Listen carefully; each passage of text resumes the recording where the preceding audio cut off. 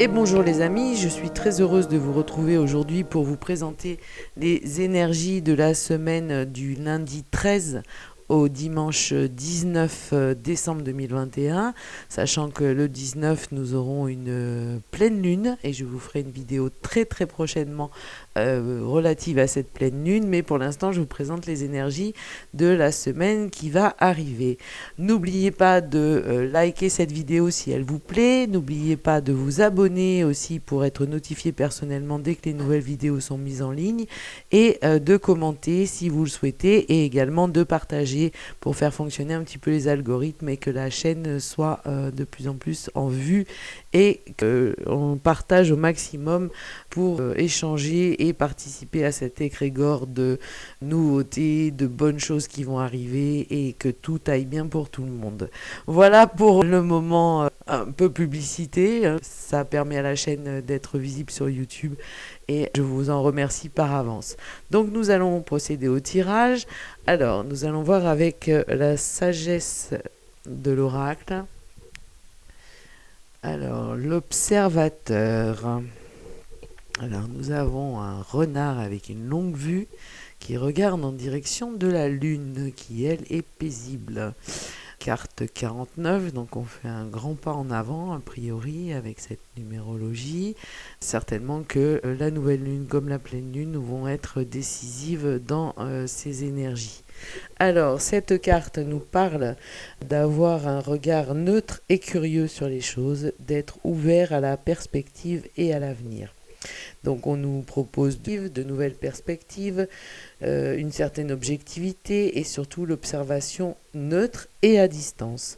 Donc en effet, chaque personne voit le monde selon ses propres lunettes, par les sentiments et les expériences personnelles. Mais aujourd'hui, cette carte nous dit que vous avez besoin de prendre de la distance pour une meilleure analyse et perspective et surtout pour comprendre une situation d'un point de vue neutre. Donc c'est le moment idéal pour explorer, pour chercher l'illumination, pour trouver cette nouvelle perspective et vous la trouverez. Cette carte nous permet une très grande conscience. Alors attendez, parce qu'aujourd'hui j'ai le soleil, mais finalement c'est assez sombre sur... Voilà, là vous voyez bien la carte, assez sombre sur les cartes. Donc on disait que a priori vous avez quand même aussi des sentiments brouillés, vous avez du mal à entendre ce qui est dit, de ne pas prendre conscience d'une réalité. Il est vraiment nécessaire de prendre du recul pour comprendre la situation, se connecter à sa lumière intérieure et cultiver sa curiosité en écoutant plusieurs points de vue. Et que les choses vont s'illuminer et ça plus vite que ce que vous ne le pensez. Donc cette carte est très optimiste et je pense qu'elle a toutes les raisons de l'être. Les cartes sont souvent très justes et donc on nous demande d'être curieux, objectif et de prendre conscience d'une réalité, même si parfois elle est un peu violente avec nous.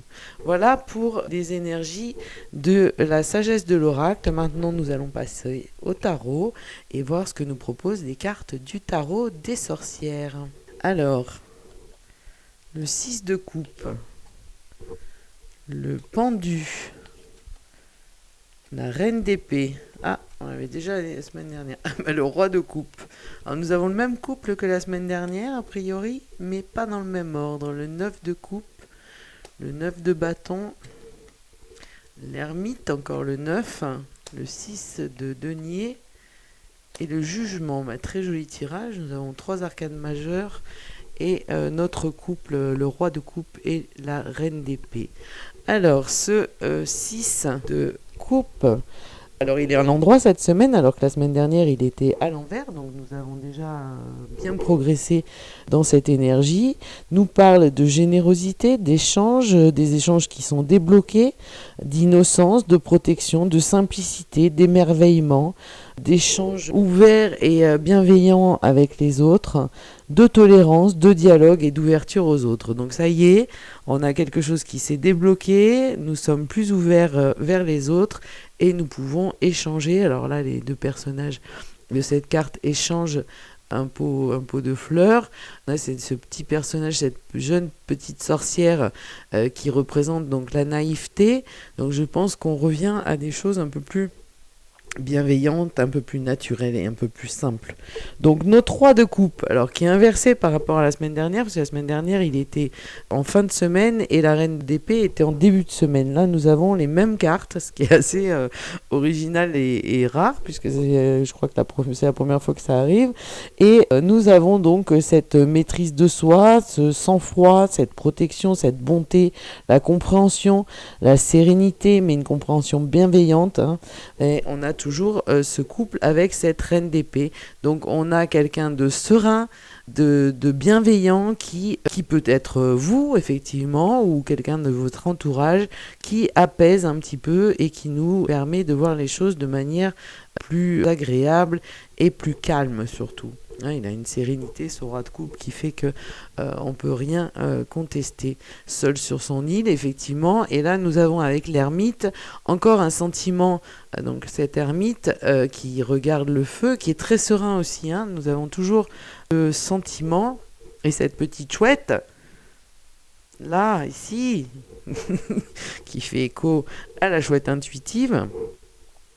De travers d'ailleurs, et donc avec cette ermite qui est aussi le symbole du Sagittaire, et nous sommes en plein dans le signe du Sagittaire, qui nous parle de retour à la source, de recherche de la lumière, alors la lumière en soi, la lumière sur une situation, méditation, modestie, patience, expérimentation, et en tous les cas cette ermite, et on le sait avec l'arcane majeure de l'ermite, que philosophie c'est celle du temps, et donc de la patience, de la réflexion, de l'apprentissage, de la sagesse, sachant qu'il y a encore quand même un sentiment d'isolement, même s'il y a des choses qui se sont débloquées. On a ce roi de coupe qui est seul sur son île et tout se passe autour de retrait du monde. On a vraiment une correspondance avec la carte de l'oracle, et cet ermite qui nous renforce, mais un isolement vers quelque chose pour avancer. Une recherche, vraiment la recherche de la lumière dont nous parlait la carte de l'oracle et de l'observateur.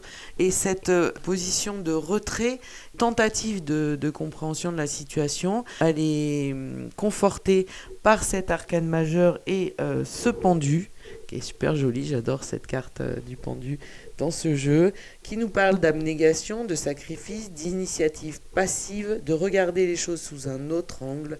Vous devez absolument, même si vous êtes dans l'inaction volontaire, dans la résignation, cette résignation ou cette inaction va vous permettre de comprendre. On nous parle aussi d'altruisme, les problèmes des autres sont mis en avant par rapport aux autres. On commence à être, je pense, avec ce roi de coupe, cette bienveillance, et ce pendu avec la priorité vis-à-vis des problèmes des autres, je pense qu'on commence à être dans l'esprit de Noël, effectivement. Avec ce 9 de coupe en carte centrale, nous avons un petit peu quelque chose où ces coupes, vous en avez 9, vous êtes presque arrivé au bout du cycle. Et vos trophées sont en exposition, vous êtes serein, vous avez obtenu plein de choses, vos sentiments sont apaisés. Vous voyez ce personnage, cette petite sorcière, elle est en position yogi, elle est tranquille, le petit chat joue, on a une sérénité sur cette carte qui nous permet de dire que la force, la vitalité, la joie, les déblocages arrivent et que après un long cheminement, vous êtes enfin en paix, avant d'arriver au 10 de coupe, bien sûr, et au bonheur accompli. Toutefois, un petit nuage dans ces énergies avec ce 6 de denier, où ce personnage nous parle d'une position un petit peu indécise, de charité, un peu pédante, vivre au jour le jour, un peu des regrets, des événements qui sont contrariants, et surtout nous montre un personnage qui a tendance à être un petit peu méprisant et qui revendique un statut social, des biens que les autres manifestement n'ont pas, mais qui fait la charité, qui est quand même généreux. Donc sur cette carte, on a deux interprétations possibles, mais au regard des autres cartes, je pense qu'on va vers justement cet esprit de Noël, ce partage, cette générosité du cœur, même matériel, et d'aller vers les autres pour les aider et partager des moments de bonheur. On voit bien sur cette carte la luminosité qui sort de la générosité et des échanges qui sont faits entre ceux qui ont beaucoup et ceux qui ont beaucoup moins. Voilà donc une carte qui va aussi dans cet esprit de Noël qui arrive à grands pas. Ensuite, cette carte aussi peut nous parler aussi de frivolité, de peur des autres, de perte de temps, de donner un petit peu, mais je veux pas l'avoir dans cet esprit-là. Au regard de la sérénité du 9 de coupe, du roi de coupe, de l'ermite et du pendu qui sont, et aussi du 6 de coupe qui cette semaine est à l'endroit, on a une carte positive et généreuse dans tous les sens du terme, et ces échanges ne sont pas forcément quelque chose de méprisant et de suffisant et de vouloir faire briller son statut social. C'est vraiment nous inciter à partager les uns les autres que l'on peut partager au maximum.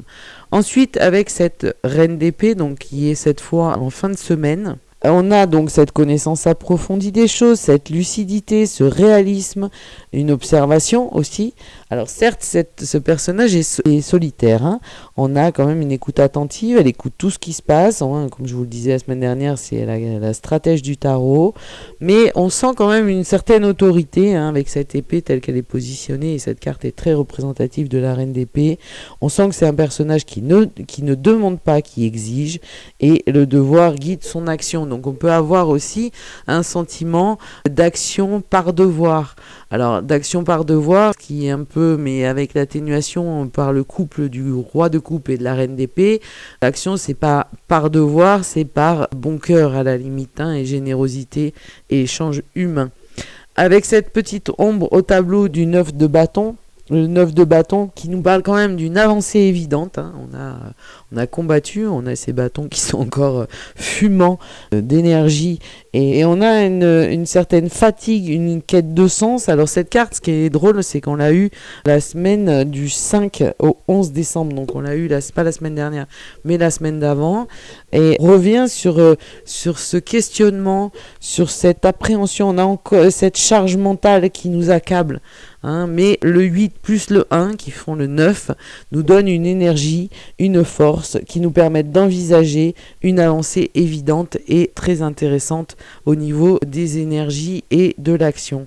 Et enfin, cette carte du jugement et cette carte de particulière dans ce jeu que j'aime beaucoup nous précise que cette énergie, nous l'aurons. Un nouveau départ, alors certainement influencé et accentué par la pleine lune du 19 décembre. On verra ça dans la vidéo et vous aurez le lien ensuite à la fin de cette vidéo pour aller directement à la vidéo de la pleine lune. Donc on a des secrets révélés, un dénouement, une résurrection, hein, on a des mots très très forts qui correspondent à l'énergie de cette carte, prise de conscience soudaine, un jugement équitable, on peut même soulager les maux et guérir des maladies, hein, un rétablissement physique et mentale. Donc il va se passer quelque chose, les énergies vont être modifiées et je pense que après une analyse globale par tous, j'entends au sens global, et une analyse précise, on va enfin se réveiller et avoir l'énergie de passer à l'action et d'aller de l'avant et de voir des perspectives et un avenir très très lumineux.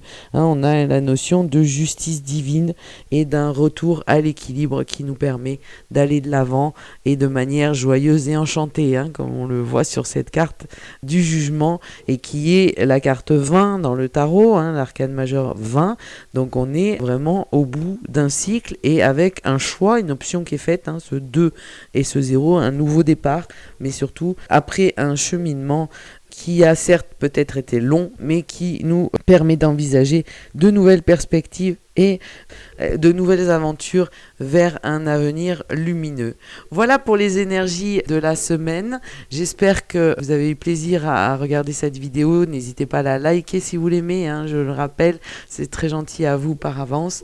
Je vous souhaite une très très belle semaine. Je vous fais très très vite la vidéo de la pleine lune du 19 décembre et je vous dis à très vite. Au revoir.